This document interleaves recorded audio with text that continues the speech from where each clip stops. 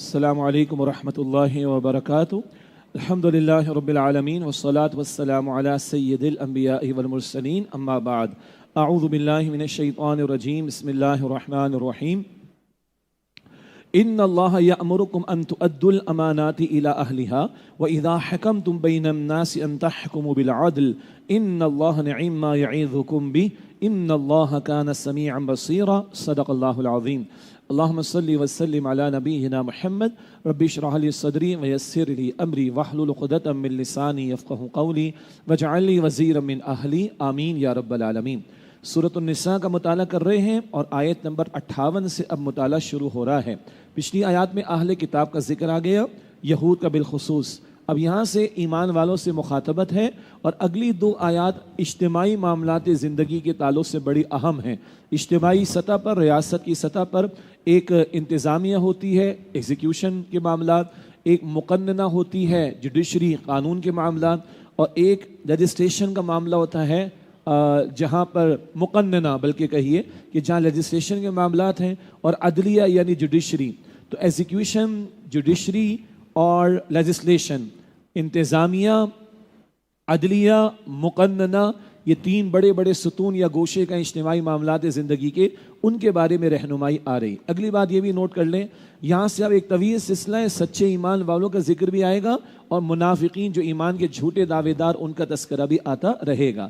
آیت نمبر 58 سورۃ النساء۔ ان اللہ یأمرکم ان تؤدوا الامانات الی اہلہا، بے شک اللہ تمہیں حکم دیتا ہے کہ امانتیں ان کے حقداروں کو سپرد کر دو۔ یہ مالی لین دین میں بھی امانت ہوتی ہے، اسی طریقے پر منصب ہے، ذمہ داری اہل لوگوں کے حوالے کی جائے، کچھ کسی کے حقوق ہمارے پاس ہیں وہ بھی امانت ہوتے ہیں، قرض ہمارے پاس ہے وہ بھی امانت ہوتا ہے، البتہ بالخصوص یہاں پر اہل لوگوں کے سپرد کرو۔ تو منصب کا معاملہ، اسی طرح ریاستی امور کو چلانے کے لیے ذمہ داریاں دینے کا معاملہ، اسی طریقے پر حکمرانوں کے چناؤ کے لیے اگر الیکشن کا راستہ اختیار کیا جائے، رائے دینی ہوتی، ووٹ دینا ہوتا ہے، تفصیلی مباحث کا موقع نہیں، تو اہل لوگوں کو ذمہ داری دینی ہے، اہل لوگوں کو رائے دینی ہے، اہل لوگوں کو ووٹ دینا ہے۔ فرمایا کہ ان اللہ یأمرکم ان تؤدوا الامانات الی اہلہا، بے شک اللہ تمہیں حکم دیتا ہے کہ امانتیں ان کے حقداروں کو سپرد کر دو۔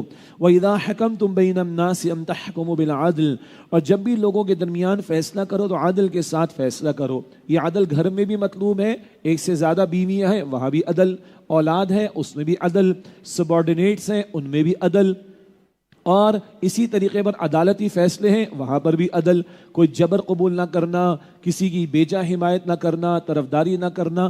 وَإِذَا حَكَمْتُمْ بَيْنَ النَّاسِ أَن تَحْكُمُوا بِالْعَدْلِ، اور جب بھی لوگوں کے درمیان فیصلہ کرو تو عدل کے ساتھ فیصلہ کرو۔ إِنَّ اللَّهَ نِعِمَّ مَا يَعِظُكُم بِهِ، بے شک اللہ تمہیں اس بارے میں کیا ہی خوب نصیحت فرماتا ہے۔ إِنَّ اللَّهَ كَانَ سَمِيعًا بَصِيرًا، بے شک اللہ خوب سننے والا، خوب دیکھنے والا ہے۔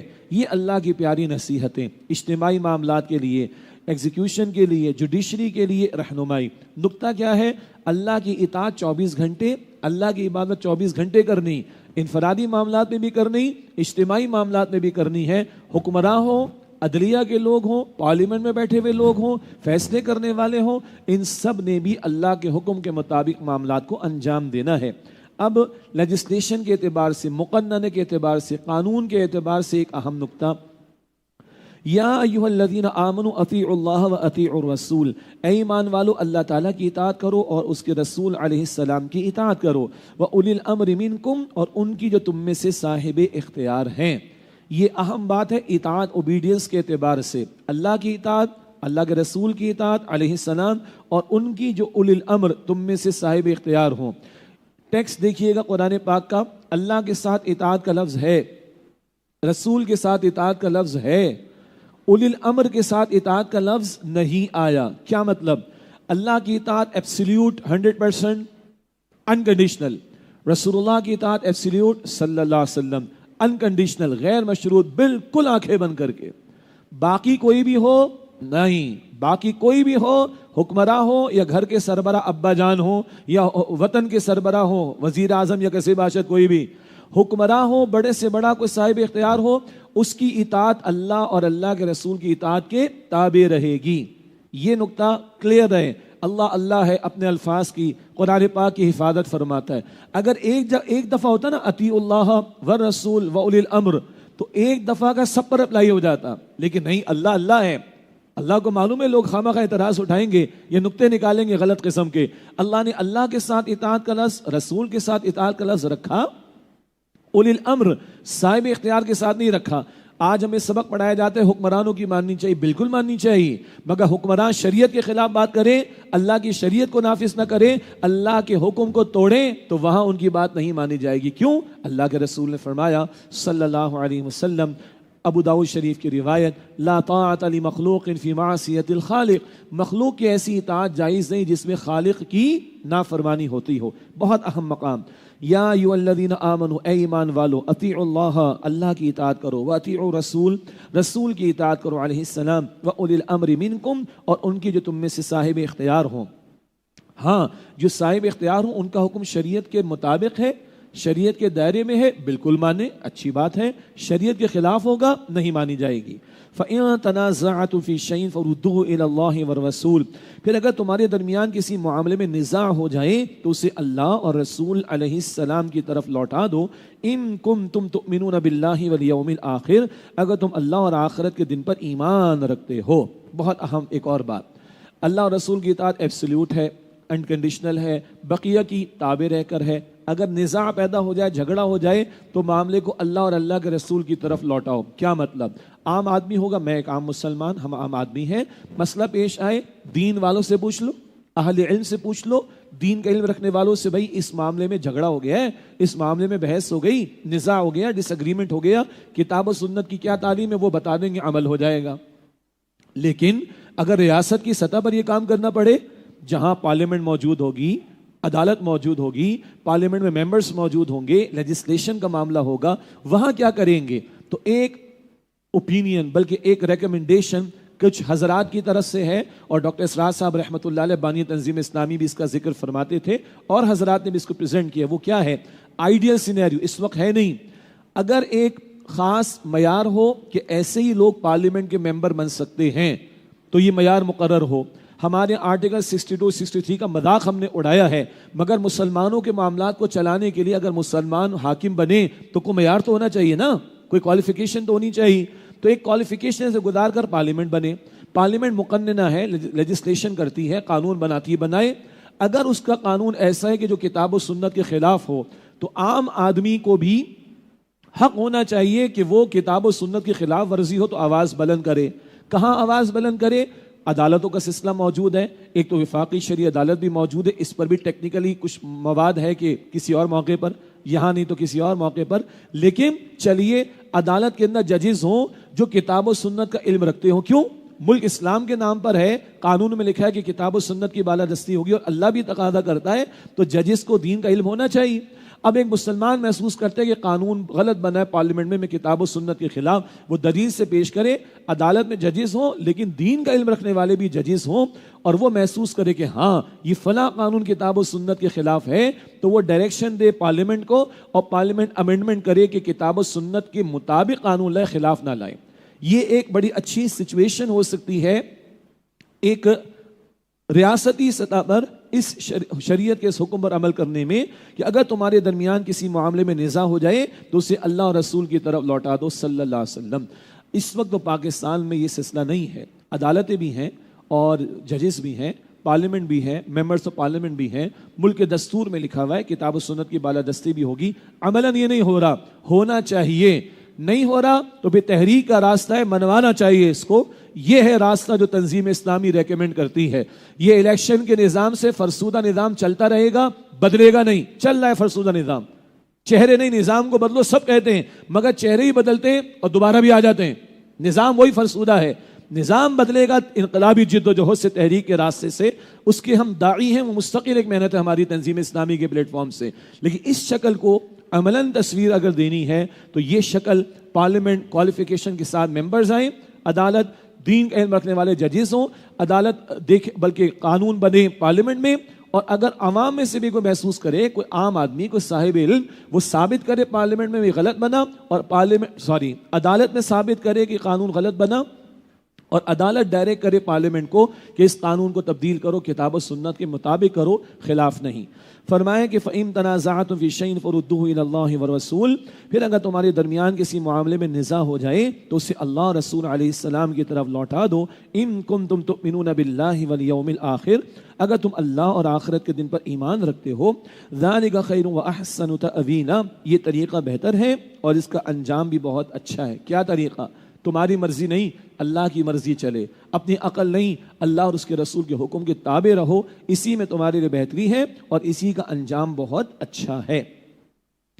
اب منافقین کا کچھ تذکرہ آ رہا ہے اگلی آیات میں۔ میں نے عرض کیا تھا یہ سلسلہ ساتھ ساتھ چلے گا، سچے ایمان والوں کا ذکر بھی اور منافقین کا بھی۔ البتہ ایک بات ذہن میں بٹھا لیں، منافقین کافر نہیں تھے، کلمہ پڑھنے والے مسلمان تھے، نمازوں میں بھی آتے تھے، اور عبداللہ بن ابی منافقین کا سردار جمعے میں پہلی صف میں آتا تھا، اپنے جھوٹے ایمان کے دعوے بھی یہ کرتے تھے، کچھ عمل بھی کرتے تھے۔ تو ہمیں ڈرنا چاہیے کہ وہ اعمال جو منافقین میں تھے وہ ہم میں نہ آ جائیں، اللہ ہم سب کی حفاظت فرمائے۔ أَلَمْ تَرَ إِلَى الَّذِينَ يَزْعُمُونَ أَنَّهُمْ آمَنُوا بِمَا أُنزِلَ إِلَيْكَ وَمَا أُنزِلَ مِن قَبْلِكَ، کہ آپ نے ان لوگوں کے حال کو نہیں دیکھا جو دعویٰ کرتے ہیں کہ وہ ایمان رکھتے ہیں اس پر جو آپ صلی اللہ علیہ وسلم کی طرف نازل فرمایا گیا، وَمَا أُنزِلَ مِن قَبْلِكَ، اور اس پر بھی جو آپ صلی اللہ علیہ وسلم سے پہلے نازل فرمایا گیا، يُرِيدُونَ أَن يَتَحَاكَمُوا إِلَى الطَّاغُوتِ، وہ چاہتے ہیں کہ اپنے مقدمات کے فیصلے کے لیے طاغوت کے پاس جائیں، وقد امیروا ان یکفروا بہ، حالانکہ انہیں حکم دیا گیا تھا کہ وہ اس طاغوت کا انکار کریں۔ یرید الشیطان ان یضلهم ضلالا بعیدا، اور شیطان چاہتا ہے کہ انہیں گمراہ کرے بہت دور کی گمراہی میں۔ یہ کون لوگ ہیں؟ دعویٰ کرتے ہیں کہ حضور آپ پر جو نازل ہوا اور آپ سے پہلے سب پر ایمان، مقدمات کے فیصلے طاغوت کے پاس لے کے جاتے ہیں۔ طاغوت سے یہاں پر مراد یہود کے سردار ہیں۔ حضور بھی فیصلے فرما رہے صلی اللہ علیہ وسلم، اور ابھی یہود کے سردار بھی فیصلے کر رہے ہیں۔ نقطہ ایک گہرا اور بھی ذہن میں بٹھا لیں، ابھی دین بتمام و کمال غالب نہیں ہوا ہے، ابھی تو یہ 3-4 ہجری کا دور ہے، فتح مکہ ہوگی دین غالب ہوگا۔ ابھی یہود کے سردار بھی فیصلے کر رہے ہیں، ورنہ واقعتاً دین غالب ہو جائے تو کیا کسی اور نظام کے تحت فیصلے ہو سکتے ہیں؟ کسی اور کو فیصلہ کرنے کی اجازت ہوگی؟ قطعاً نہیں۔ تو حضور ابھی مدینہ جب تشریف لائے تھے تو یہ تمکن ملا تھا، یہ الفاظ سورہ حج آیت 41 میں تمکن اختیار ملا ہے۔ غلبہ دین کا معاملہ اور دین کے غالب ہونے کا معاملہ وہ فتح مکہ کے بعد ہے۔ تو ابھی تو کفار یہود کے سردار بھی فیصلے کر رہے ہیں، منافقین کبھی ان کے پاس بھی جاتے تھے، یہود کے سردار کے پاس بھی سرداروں کے پاس بھی جاتے تھے، ان کو طاغوت کہا جا رہا ہے۔ وقت امیر ان یکفروا بہ، حالانکہ انہیں حکم دیا گیا تھا کہ وہ اس طاغوت کا انکار کریں۔ یرید الشیطان ان یضلهم ضلالا بعیدا، اور شیطان چاہتا ہے کہ انہیں گمراہ کرے بہت دور کی گمراہی میں۔ وَإِذَا قِيلَ لَهُمْ تَعَالَوْا إِلَى مَا أَنزَلَ اللَّهُ وَإِلَى الرَّسُولِ، اور جب ان سے کہا جاتا ہے اس کلام کی طرف آؤ جو اللہ تعالیٰ نے نازل فرمایا اور رسول علیہ السلام کی طرف آؤ، دو باتوں کی طرف بلایا جا رہا ہے، اللہ کا کلام اور اللہ کے رسول، کتاب بھی اور سنت رسول بھی صلی اللہ علیہ وسلم، ذہن میں رکھیے گا۔ رَأَيْتَ الْمُنَافِقِينَ يَصُدُّونَ عَنْكَ صُدُودًا، تو آپ اے نبی علیہ السلام منافقین کو دیکھیں گے کہ وہ آپ سے روح گردانی کرتے ہوئے منہ موڑ لیتے ہیں۔ کچھ باتیں منافقین پر بھاری تھی، نوٹ کر لیں۔ نمبر 1، حضور کی شخصی اطاعت، حضور کا حکم ماننا ان پر بھاری تھا۔ نمبر 2، قتال۔ نمبر 3، انفاق۔ نمبر 4، ہجرت۔ یہ 4 باتیں آتی رہیں گی آگے بھی، حضور کی اطاعت، قتال، انفاق اور ہجرت، یہ منافقین پر بہت بھاری تھے اعمال۔ کلمہ پڑھتے تھے، دعویٰ تھا ایمان کا، مگر ان باتوں کے حوالے سے فرار اختیار کرتے تھے۔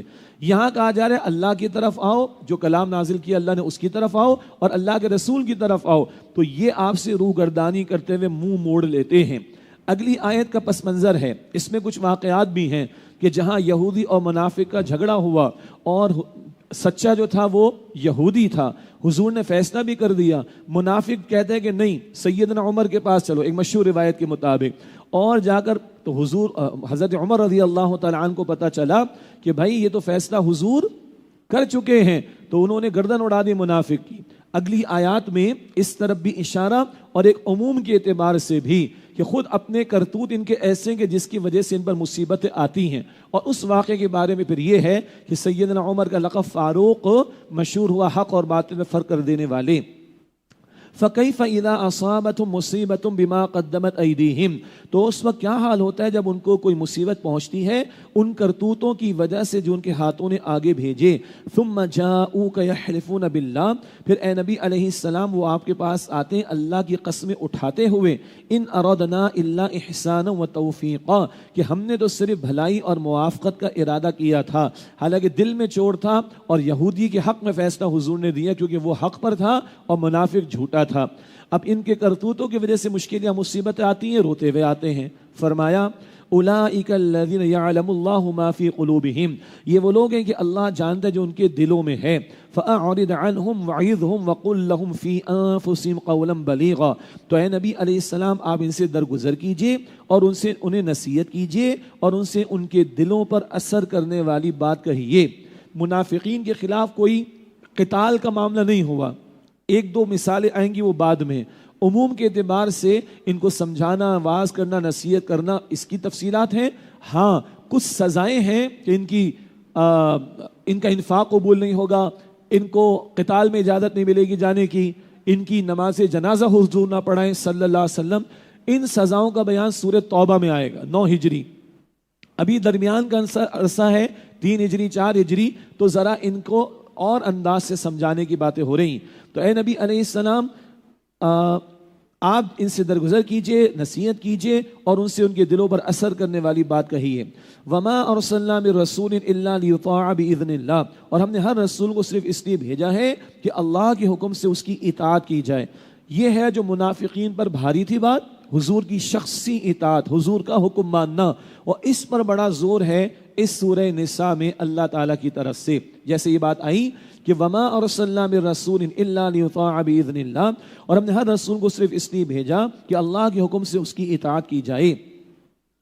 ولو انہم اذ ظلموا انفسہم جاؤک فاستغفروا اللہ، اور اگر وہ لوگ جب اپنی جانوں پر ظلم کر بیٹھے تھے تو اگر آپ صلی اللہ علیہ وسلم کے پاس آتے پھر اللہ سے بخشش مانگتے، واستغفر لهم الرسول، اور ان کے رسول علیہ السلام بھی بخشش مانگتے، لوجد اللہ توابا رحیما، تو ضرور وہ اللہ کو بہت توبہ قبول فرمانے والا، نہایت رحم فرمانے والا پاتے. اگر غلطی کر بیٹھے آؤ حضور کے پاس آؤ، حضور کی ذات، حضور کا ماحول بابرکت ہے، برکت والے مقام پہ دعائیں قبول ہوتی ہیں. تم اللہ سے بخشش مانگو اور حضور تمہارے لیے اللہ تعالیٰ سے بخشش مانگے، اللہ تعالیٰ توبہ قبول فرمانے والا، رحم فرمانے والا ہے. ایک نقطہ یہ ہے حضور کے روضے پر حاضری ہو، اللہ ہم سب کو عطا فرمائے، وہاں بھی برکتیں، وہاں بھی دعائیں قبول ہوتی. اور ایک ہے کہ حضور کی دعائیں ان میں ہمارا حصہ شامل ہو جائے، یہ بھی دعا اپنی دعا میں شامل کر لے. بڑی دل سے عرض کر رہا ہوں، اے اللہ تیرے رسول نے جو مانگا ہم تو مانگ بھی نہیں سکتے، اے اللہ تیرے رسول نے جو مانگا اس میں ہمارا حصہ شامل فرما دے. تو حضور نے امت کے لیے مغفرت مانگی ہے، حضور کی دعا میں ہمارا حصہ لگ جائے، وارے نیارے ہو جائیں گے. وَلَوَجَدُ اللَّهَ تَوَّابًا رَحِيمًا، تو ضرور وہ اللہ کو بہت توبہ قبول فرمانے والا، نہایت رحم فرمانے والا پاتے. اگلی آیت پھر اطاعت رسول پر بہت زور ہے، اور ذہن میں رکھیں اللہ نے بھی فیصلے دیے، حضور نے بھی فیصلے دیے. اللہ نے بھی حرام کیا کچھ چیزوں کو، حضور نے بھی حرام کیا کچھ چیزوں کو. اللہ کا حکم بھی ماننا ہے، اللہ کے رسول کا حکم بھی ماننا ہے، یہ بات ذہن میں رہے. فرمایا فلا وربک لا یؤمنون حتی یحکموک فیما شجر بینہم، بس اے نبی صلی اللہ علیہ وسلم آپ کے رب کی قسم وہ اس وقت تک مؤمن نہیں ہو سکتے یہاں تک کہ وہ اپنے باہمی جھگڑوں میں آپ کو منصف نہ بنا لیں. اپنے معاملات، جھگڑے، نزاع، مسائل میں حضور آپ کو جب تک منصف یعنی فیصلہ دینے والا نہ مانے. ثم لا یجدوا فی انفسہم حرجا مما قضیت، پھر جو فیصلہ آپ کریں وہ اس سے دلوں میں کوئی تنگی محسوس نہ کریں. ویسلموا تسلیما، اور بخوشی تسلیم کر لیں. 3 باتیں، جب تک اپنے معاملات میں حضور کو ڈیسیشن میکر نہ مانے، حضور کو ڈیسیشن میکر نہ مانے. نمبر 2، جو فیصلہ حضور دیں کوئی دل میں تنگی محسوس نہ کرے، یہ تو بڑا مشکل حکم آ گیا، یہ تو بڑی مصیبت ہو جائے گی، اور پورے طور پر سرنڈر کر دے، جھک نہ جائیں. جب تک یہ نہ ہو ان کا ایمان نہیں. اللہ قسم اٹھا کر کہہ رہا ہے یہ ہے اطاعت رسول کی اہمیت. جو حکم حضور کا آئے احادیث میں ہے، جو اللہ کے رسول نے تقاضا کیا احادیث میں بھی ذکر ہے، سرنڈر کرنا. اللہ مجھے اور آپ کو اطاعت رسول کی توفیق عطا فرمائے صلی اللہ علیہ وسلم. وَلَوْ أَنَّا كَتَبْنَا عَلَيْهِمْ أَنِ اقْتُلُوا أَنفُسَكُمْ، اور اگر ہم ان پر فرض کر دیتے یعنی لازم کہ اپنے آپ کو قتل کرو، اوی خرجوا من دیارکم، یا اپنے گھروں سے نکل جاؤ، ما فعلوه الا قلیل منہم، تو ان میں سے بہت تھوڑے لوگ اس پر عمل کرتے۔ ایسے سب احکامات بنی اسرائیل کو دیے گئے تھے نا، بچڑے کی پوجا پاٹ کرنے والوں کو ہر قبیلہ اپنے قبیلے کے مشرکوں کو قتل کرے، یاد آیا؟ یا پھر یہ کہ گھر سے نکلنے کا مطالبہ یہ بنی اسرائیل سے بھی تھا۔ فرمایا کہ اگر یہ حکم ان کے لیے دیتے، بہت تھوڑے لوگ ان میں سے اس پر عمل کرتے۔ وَلَوْ أَنَّهُمْ فَعَلُوا مَا يُوعَظُونَ بِهِ لَكَانَ خَيْرًا لَهُمْ وَأَشَدَّ تَثْبِيتًا، اور اگر وہ ایسا کرتے جس کی انہیں نصیحت کی جاتی ہے تو یہ ان کے حق میں بہتر ہوتا اور اللہ کے احکام پر خوب ثابت قدمی کا باعث ہوتا۔ وَإِذًا لَآتَيْنَاهُمْ مِن لَّدُنَّا أَجْرًا عَظِيمًا، اور اس صورت میں یقیناً ہم انہیں اپنے پاس سے اجر عظیم عطا فرماتے۔ وَلَهَدَيْنَاهُمْ صِرَاطًا مُسْتَقِيمًا، اور یقیناً ہم انہیں سیدھے راستے کی طرف ہدایت عطا فرماتے۔ اللہ ہم سب کو سیدھے راستے پر چلاتا ہوا جنت تک پہنچا دے، اللہ ہم سب کو سیدھے راستے پر چلائے۔ اگلی آیت کریمہ یہ انعمت علیہم کی تشریح آ رہی ہے۔ انعام یافتہ لوگ کون ہیں؟ فرمایا وَمَن يُطِعِ اللَّهَ وَالرَّسُولَ، اور جو اللہ اور رسول علیہ السلام کی اطاعت کرتے ہیں، فَأُولَٰئِكَ مَعَ الَّذِينَ أَنْعَمَ اللَّهُ عَلَيْهِمْ، تو وہ ان کے ساتھ ہوں گے جن پر اللہ نے انعام فرمایا، من النبیین والصدیقین والشہداء والصالحین، یعنی انبیاء اور صدیقین اور شہداء اور صالحین، وحسن اولئک رفیقا، اور یہ کیا ہی اچھے ساتھی ہیں، انہیں اللہ جوڑ دے گا، جمع فرما دے گا۔ اچھا، اس آیت کے اس آخری یہ جو میں نے جملے عرض کیے، اس کی اہمیت کو سمجھنے کے لیے ایک واقعہ ذہن میں رکھیں۔ طبرانی شریف میں ہے، حضرت ثوبان رضی اللہ تعالیٰ عنہ حضور کے صحابی، ایک دن اللہ کے رسول نے ان کو تھوڑا غم زدہ فکر مند دیکھا۔ فکر مند تو ہم بھی ہیں، آج کا لفظ ہے ٹینشن، ذہن میں رکھیے گا۔ حضور نے دیکھا غم زدہ، آپ نے فرمایا کیا یہ معاملہ تمہارا بھائی، کیوں غم زدہ نظر آتے ہو؟ عرض کرتے ہیں حضور یہ بات رلاتی ستاتی ہے، یہ بات رلاتی ستاتی ہے، پتہ نہیں جنت ملے گی یا نہیں۔ یہ صحابہ کی پریشانی ہے۔ نمبر 2، اللہ نے فضل فرما کر یا رسول اللہ جنت دے دی، کہاں آپ مقام بلند پر ہوں گے، ہم پتہ نہیں کہاں ہوں گے، تو پھر تو آپ کا دیدار و صحبت نہیں ملے گی۔ یہ ہے صحابہ کا غم، نہ گھر، نہ جائیداد، نہ بینک بیلنس، نہ کیریئر، نہ پروفیشن، نہ بچوں کا سیف اینڈ ساؤنڈ مستقبل، یہ ضرورتیں نیچے ہیں، صحابہ اونچے لوگ تھے۔ یہ رلاتی ہے فکر مجھے یا رسول اللہ پتہ نہیں جنت ملے گی نہیں، اور اللہ نے فضل فرما کر دے دی، فضل فرما کر دے دی، اللہ اکبر، تو آپ مقام بلند پر ہوں گے، مقام محمود، اور کہاں کہاں آپ مقام بلند پر ہوں گے، ہم کہاں ہوں گے پھر؟ یہ اتنا اللہ کو پسند آیا، اللہ نے یہ آیت عطا فرمائی۔ اب سنیے دوبارہ، وَمَن يُطِعِ اللَّهَ وَالرَّسُولَ، اور جو اللہ اور رسول کی اطاعت کرے، فَأُولَٰئِكَ مَعَ الَّذِينَ أَنْعَمَ اللَّهُ، تو وہ ان کے ساتھ ہوں گے جن پر اللہ نے انعام فرمایا، علیہم ان پر، من النبیین والصدیقین والشہداء والصالحین، یعنی انبیاء اور صدیقین اور شہداء اور صالحین، وحسن اولئک رفیقا، اور یہ کیا ہی اچھے ساتھی ہیں۔ اس آیت پر صحابہ کہتے جتنی خوشی ہوئی کبھی نہیں ہوئی کہ کل وہاں بھی حضور کا ساتھ اور حضور کا پڑوس اور حضور کی صحبت اور حضور کا دیدار اور حضور کی معیت ہمیں میسر آئے گی، وہاں بھی میسر آئے گی۔ شرط کیا ہے؟ اللہ اور اس کے رسول کی اطاعت لے کر آنا، نفس کی خواہشات نہیں، دولت کے پجاری نہیں، دنیا کے بندے اور غلام نہیں، اللہ کے بندے بننا اور محمد مصطفیٰ علیہ السلام کے سچے امتی بننا۔ یہ لے آؤ، اللہ اس کے رسول کی اطاعت اللہ جمع فرما دے گا۔ انبیاء نبوت کا دروازہ بند، صدیقین ایک خاص مزاج بھی ہے، وہ نیک لوگ جن میں ذرا غور و فکر والا مادہ زیادہ ہوتا ہے۔ شہداء یہ بھی نیک لوگ ہیں مگر ان میں ذرا حرکت، جوش، جذبہ، بھاگ دوڑ یہ کیفیت زیادہ ہوتی۔ صالحین یہ عام نیک لوگ ہیں، تو اپنے مزاج کے اعتبار سے نیک آدمی آگے بڑھے، شہید مزاج بھاگ دوڑ والا، صدیق مزاج ذرا غور و فکر والا بھی، اور اللہ کسی میں جمع بھی فرما دے، نور علی نور والی بات ہے۔ تو عام بندہ کوشش کرے، محنت کرے، نیک بنے، آگے بڑھے، صدیق مزاج ہے، شہید مزاج ہے، اس طرف جا سکتا ہے۔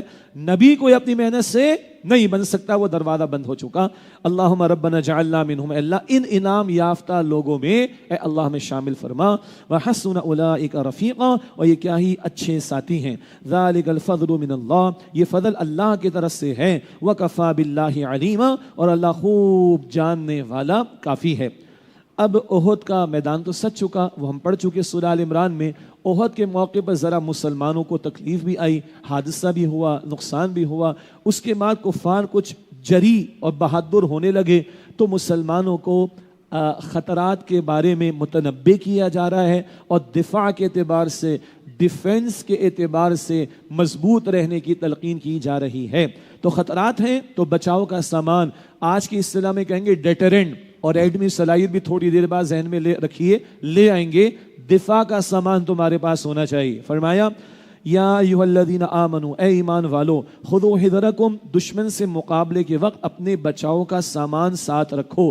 اس زمانے میں تلوار استعمال ہوتی تھی، تو تلوار کا وار روکنے کے لیے ڈھال ہے، خود ہے، اینڈ سو آن۔ آج کیا ہے جی؟ آج بلٹ پروف جیکٹس بھی ہوں گے، بلٹ پروف گاڑیاں بھی ہوں گی، اور اسی طریقے میں میزلز کو انٹرسیپٹ کرنے کے لیے یا فضا میں حد ختم کرنے کے لیے ڈیٹرنٹ ہوگا۔ ایٹمی اگر کوئی حملہ ہو رہا ہے تو اس سے بچاؤ کا معاملہ ہوگا، کہیں ایگریسولی آگے بھی جانا پڑے گا تاکہ اگلا ہمت ہی نہ کرے، اینڈ سو آن۔ اس پورے پرسپیکٹو کو ذہن میں رکھیے۔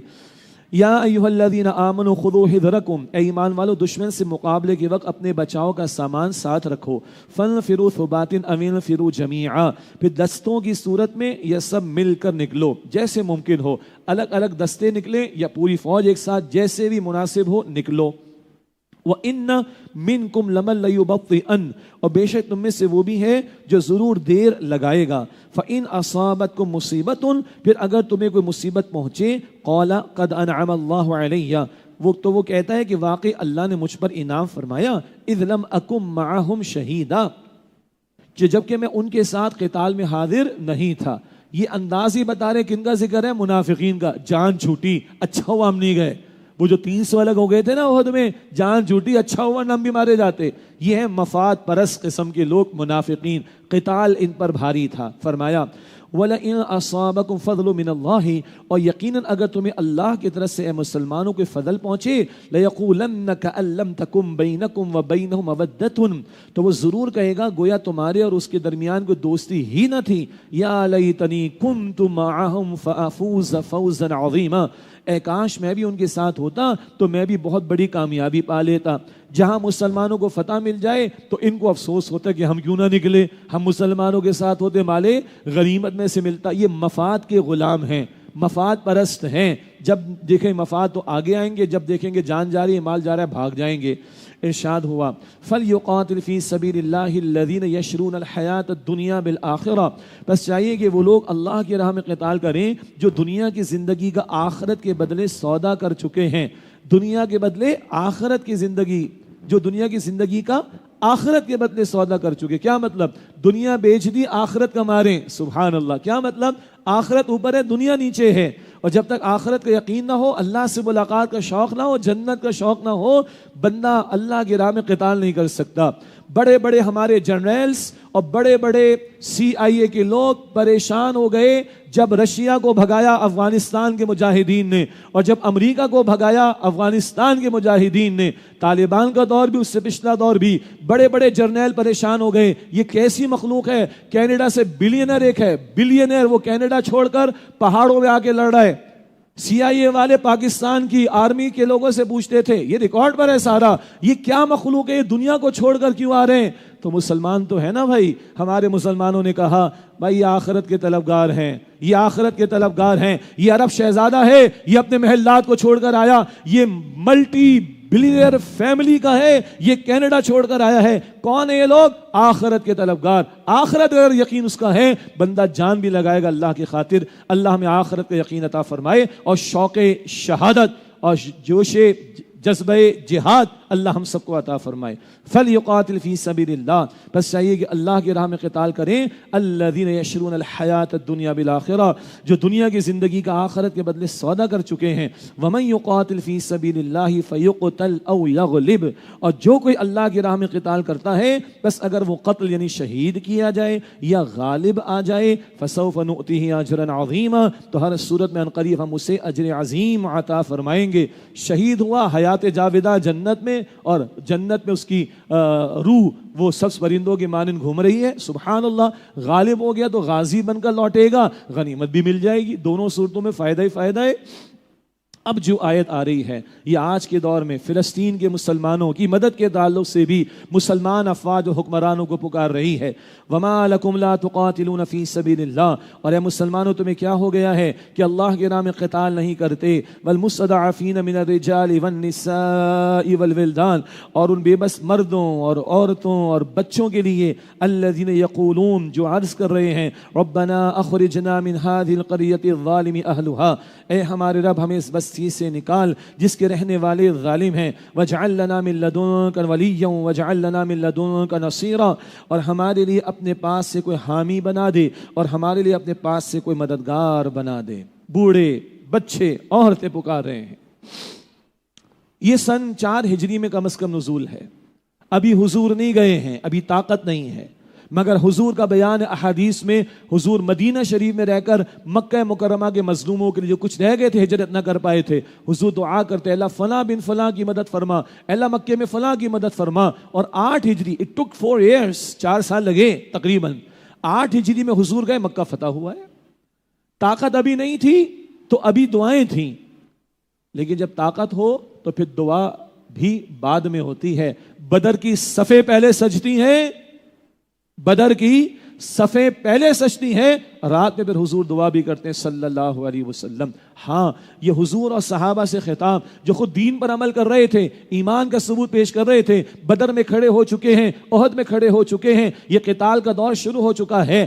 وہ تو حق بجانب تھے کہ اللہ ان کی مدد فرمائے. آج ہمارا حال کیا ہے؟ 75 برس سے زائد ہو گئے پاکستان لے کر بیٹھے ہوئے، اسلام ہم نے نافذ نہیں کیا، تبھی آج اللہ کی مدد ہمارے شامل حال نہیں. دنیا عزیز ہو گئی، پیسہ عزیز ہو گیا، جائیداد عزیز ہو گئی، ایمان کمزور پڑ گیا، اس لیے ہم کھڑے نہیں ہو پا رہے، تو اللہ کی نصرت ہمارے ساتھ نہیں. لیکن کبھی کشمیر کے مسلمان، کبھی برما کے مسلمان، کبھی کسی اور مقام پر، یا پھر اقصیٰ کی آزادی اور مسلمانان فلسطین کی مدد کا معاملہ، یہ امت سے تقاضا تو ہے. اور جو فتویٰ ہے مفتی تقی عثمانی صاحب نے دیا، عالم عرب کے علماء نے دیا، قتال فرض ہے اس وقت استطاعت اور کیپیسٹی کے مطابق. جو قریبی مسلم ممالک ہیں فلسطین کے، ان پر پہلے فرض اور لازم ہے، قتال فرض ہو چکا ہے، اور درجہ بدرجہ یہ بات آگے بڑھے گی. اور طاقت حکمرانوں کے پاس ہے، طاقت افواج کے پاس ہے، ایٹمی صلاحیت ہے، مثل ٹیکنالوجی ہے، بہترین افواج مسلمان امت کے پاس، مگر کہاں ہے؟ کیوں قتال نہیں کرتے اللہ کی راہ میں؟ اور ان بے بس مردوں اور عورتوں اور بچوں کے لیے جو پکارتے ہیں اے ہمارے رب ہمیں اس بستی سے نکال جس کے رہنے والے ظالم ہیں، ہمارے لیے اپنے پاس سے کوئی حامی بنا دے اور ہمارے لیے اپنے پاس سے کوئی مددگار بنا دے. اللہ ان مظلوم بھائیوں بہنوں اور بچوں اور بوڑھوں کی حفاظت فرمائے، اللہ اقصیٰ کی حفاظت فرمائے، اللہ یہود ظالموں کے قدموں کو کھیر دے، اللہ قوم عاد و سمود کی طرح ان کو برباد کر دے، اور اللہ عرب حکمرانوں کو بالخصوص اور مسلم حکمرانوں کو بالعموم اور ہماری افواج کو غیرت ایمانی، غیرت دینی عطا فرمائے. اگر یہ سارے کافر متحد ہو کر اسرائیل ظالم کی مدد کر سکتے ہیں تو ہم مسلمان کھڑے ہو کر ان کو دھمکی کیوں نہیں دے سکتے؟ ہم مسلمان متحد ہو کر ان کو آنکھیں کیوں نہیں دکھا سکتے؟ اللہ مسلم حکمرانوں کو اور افواج کو یہ غیرت اور حمیت دین کے اعتبار سے عطا فرمائے. الذین آمنوا یقاتلون فی سبیل اللہ، جو لوگ ایمان لائے وہ اللہ کی راہ میں قتال کرتے ہیں. والذین کفروا یقاتلون فی سبیل الطاغوت، اور جن لوگوں نے کفر کیا وہ طاغوت کی راہ میں لڑتے ہیں. فقاتلوا اولیاء الشیطان، تو مسلمانوں تم شیطان کے دوستوں سے قتال کرو. ان کید الشیطان کان ضعیفا، بے شک شیطان کا فریب کمزور ہے، طاقتور نہیں ہے شیطان. ہاں ایمان والے ایمان کا ثبوت دے کر کھڑے ہو جائیں تو شیطان بدر کے میدان سے بھاگ جاتا ہے. اللہ اکبر. سورہ انفال میں پڑھیں گے شیطان انسانی شکل میں ایک سردار کے شکل میں آیا مشرکین کے پاس اور ان کو آگے بڑھا چڑھا کر میدان تک لے آیا. پھر اللہ نے فرشتوں کا نزول فرمایا، شیطان بھاگ لیا ادھر سے. اللہ کہتا ان کید الشیطان کان ضعیفا، بے شک شیطان کا فریب کمزور ہے. ایمان والے گھبرائیں نہ اس کی چالوں سے، رحمان پر توکل کریں اور ایمان کا ثبوت پیش کریں گے تو اللہ شیطان کے حملوں کو چالوں کو ناکام کر دے گا. الم تر الی الذین قیل لهم کفوا ایدیکم، کیا آپ نے ان لوگوں کے حال کو نہیں دیکھا اے نبی علیہ السلام جن سے کہا گیا تھا کہ اپنے ہاتھ روکے رکھو، مراد قتال میں ابھی جلد بازی نہ کرو. واقیموا الصلاۃ وآتوا الزکاۃ، اور نماز قائم کرو اور زکوٰۃ دو. ہاتھوں کو باندھے رکھو. ہم تو البقرہ سے پڑھتے ہوئے جنگ کرو، آل عمران میں بھی جنگ کا ذکر تھا، نساء میں بھی جنگ کا ذکر ہے. یہ مدنی دور ہے. مکی دور 13 برس آغاز وحی کے بعد کوئی جنگ نہیں ہوئی. یہ حکم تھا کفوا ایدیکم، اپنے ہاتھوں کو باندھے رکھو. اصلاً یہ حکم حضور نے دیا تھا صلی اللہ علیہ وسلم، ابھی جنگ کی اجازت نہیں. قرآن کنفرم کر رہے ہیں النساء آیت 77 میں، اور یہ 3-4 ہجری کے دور کا نزول ہے. تو وہی قرآن پاک کے علاوہ بھی حضور پر آتی تھی صلی اللہ علیہ وسلم. یہ بڑا اہم ٹیکنیکل نقطہ ہے کہ وہی حضور پر قرآن پاک کے علاوہ بھی آتی تھی. یہ مکے کے 13 برس حضور کا حکم تھا ہاتھوں کو باندھ کر رکھو. اور اس کی حکمت کیا تھی؟ صبر محض.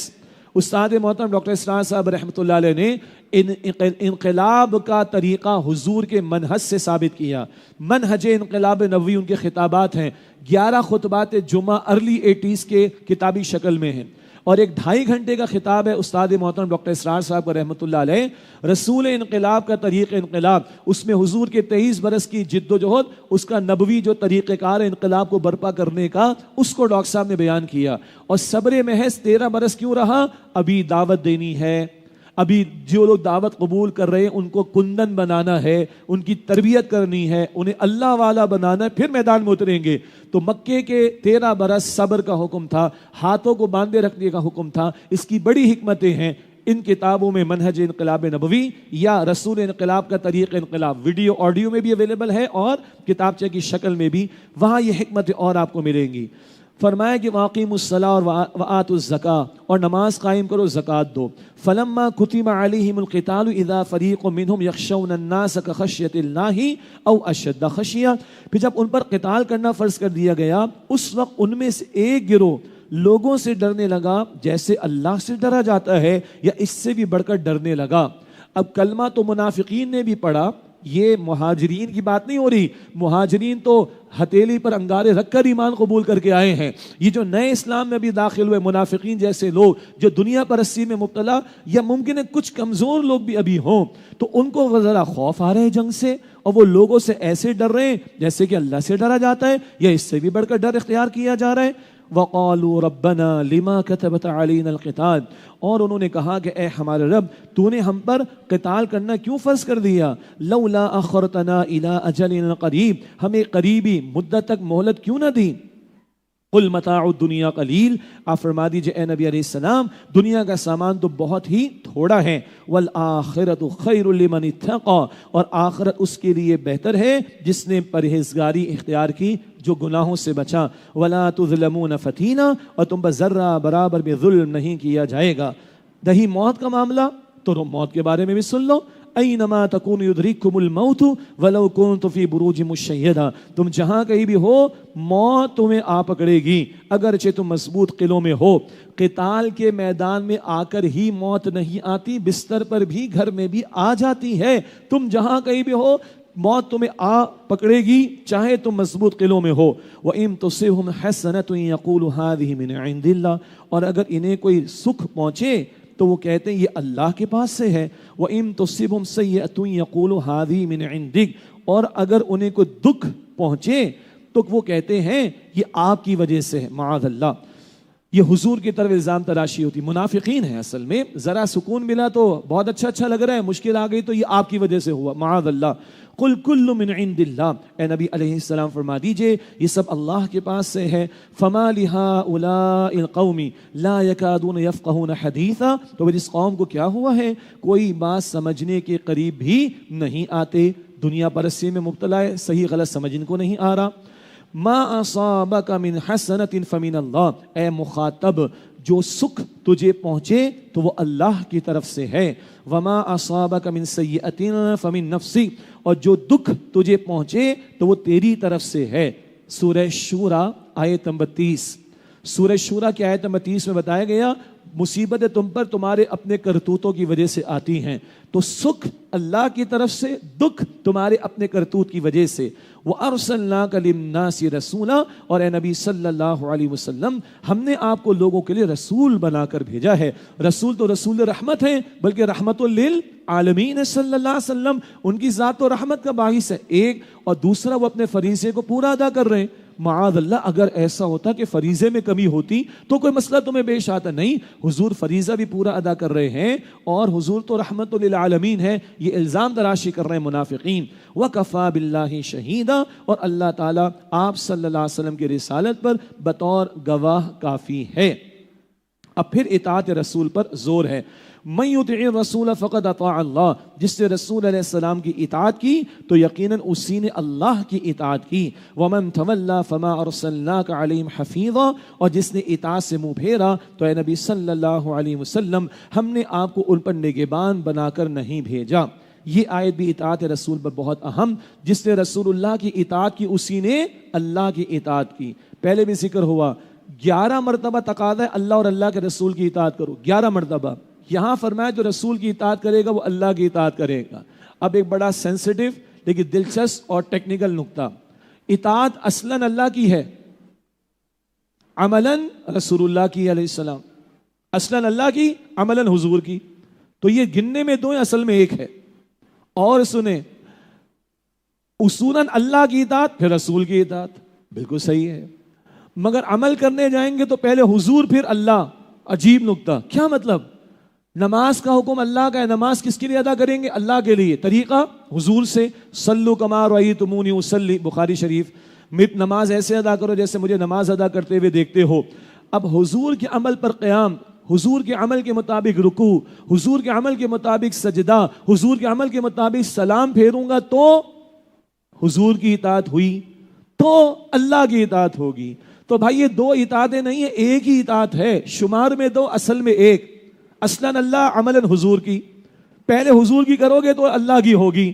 تو یہ بحثوں میں نہ جائیں، یہ ایک ہی بات ہے، اللہ اور اس کے رسول کی اطاعت ایک ہی بات ہے۔ وَمَن تَوَلَّىٰ فَمَا أَرْسَلْنَاكَ عَلَيْهِمْ حَفِيظًا، اور جس نے اطاعت سے منہ پھیرا تو اے نبی صلی اللہ علیہ وسلم ہم نے آپ کو ان پر نگہبان بنا کر نہیں بھیجا۔ اللہ تعالیٰ مجھے اور آپ کو، ہم سب کو رسول اللہ علیہ السلام کی کامل اطاعت کی توفیق عطا فرمائے۔ وآخر دعوانا ان الحمد للہ رب العالمین۔